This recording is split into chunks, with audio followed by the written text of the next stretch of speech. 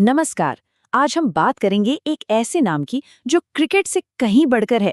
एक नाम जो करोड़ों लोगों के लिए एक इमोशन है। जी हाँ, हम बात कर रहे हैं महेंद्र सिंह धोनी की।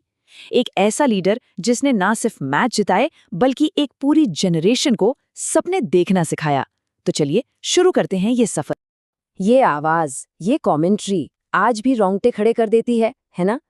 2 अप्रैल 2011 की वो रात, वानखड़े स्टेडियम का वो शोर और धोनी का वो सिक्स।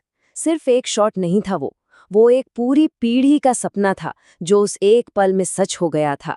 उस एक पल ने, उस एक छक्के ने धोनी को हमेशा के लिए एक लेजेंड बना दिया, द फिनिशर।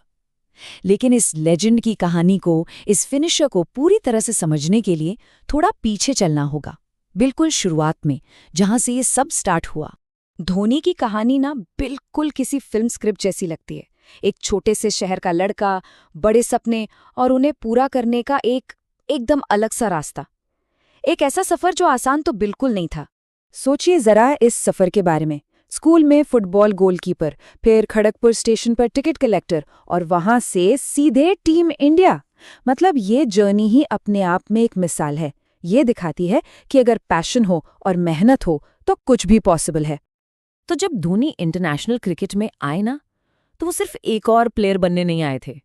वो आए थे गेम को बदलने, अपने अंदाज से, अपने स्टाइल से, जो बिल्कुल अनऑर्थोडॉक्स था, फियरलेस था। और इस अनऑर्थोडॉक्स स्टाइल का सबसे बड़ा सिंबल क्या था? The helicopter shot.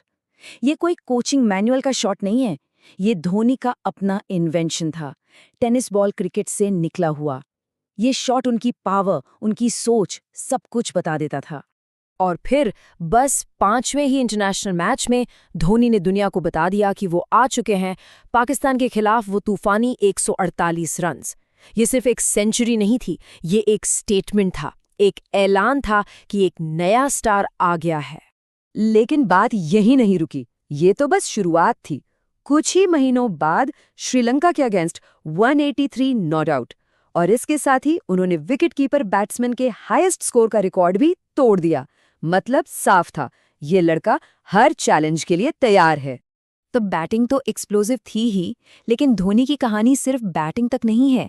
उनकी असली पहचान बनी उनकी लीडरशिप से, उनकी कैप्टनसी से। मुश्किल सिचुएशन में भी उनका शांत रहना, इसी ने उन्हें कैप्टन कूल बनाया।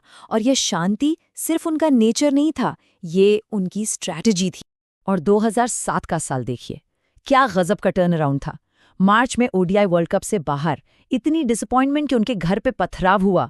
और सिर्फ 6 महीने बाद वो ही धोनी एक बिल्कुल नई यंग टीम को लेकर जाते हैं और T20 वर्ल्ड कप जीत जाते हैं। यही वो पल था जिसने कैप्टन कूल को जन्म दिया। एक ऐसा लीडर जो प्रेशर में टूटता नहीं बल्कि और स्ट्रांग हो जाता है।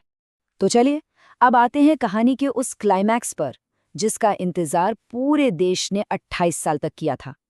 साल 2011, वर्ल्ड कप फाइनल, और मैदान हमारा अपना वानखेड़े स्टेडियम।